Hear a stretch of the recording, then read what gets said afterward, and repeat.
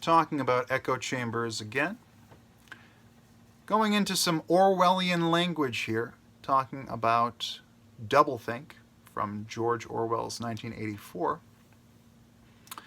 Doublethink is definitely occurring in the modern era.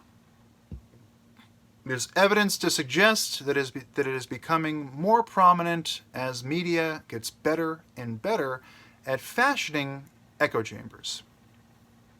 Our ability as a species to aggregate information is one of our greatest blessings, but also a curse.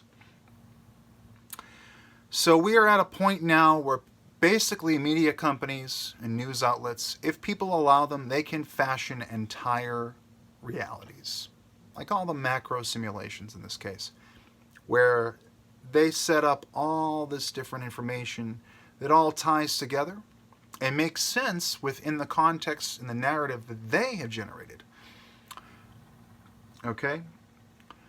There's so much information out there that if you have a source that's willing to limit it in a certain way and just really just build this specific narrative, and as long as people find that source, for example, Fox News or CNN, credible, well, they fall into believing that narrative. They fall into this world where they're thinking doublethink, two things at the same time that happen to be opposite. Now, I am actually going to go ahead and do a search for doublethink because I want to get this absolutely right. And doublethink, as 1984 defines it, is an act of simultaneously accepting two mutual contradictory beliefs by a person.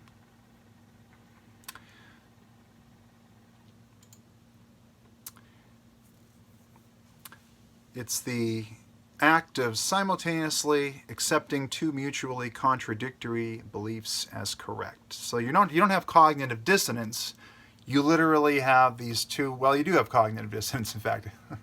Yes, you do, when you have doublethink, because you have two contradictory things that you believe. And I think it's definitely a thing, because we see it. We just finished up National Cognitive Dissonance Awareness Month. That started with April 1st, April Fool's Day, and self-delusion began right there.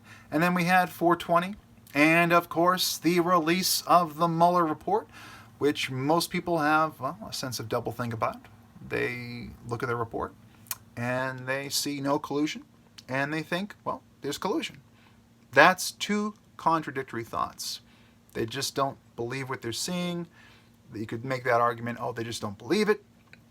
They're being questioning, and you should question everything, and that is a virtuous thing to do, of course, but as media creates these echo chambers where they're stacking contradictions and limiting information, they are fooling us. They are fooling us into believing whatever they want us to believe, whatever suits their purpose, the purpose of their donors, and the purpose of anybody that has an interest in them. And as we saw in WikiLeaks, there were a number of media companies that were colluding with the Democrat Party. And I'm sure they do it with the Republicans as well. Our ability as a species to aggregate information is one of our greatest blessings, but also a curse. So, being able to aggregate information and bring it all together is a great thing. It's something that allows us to come to new conclusions that we had, connect dots we didn't even know were on the same page before, which is a wonderful thing. But,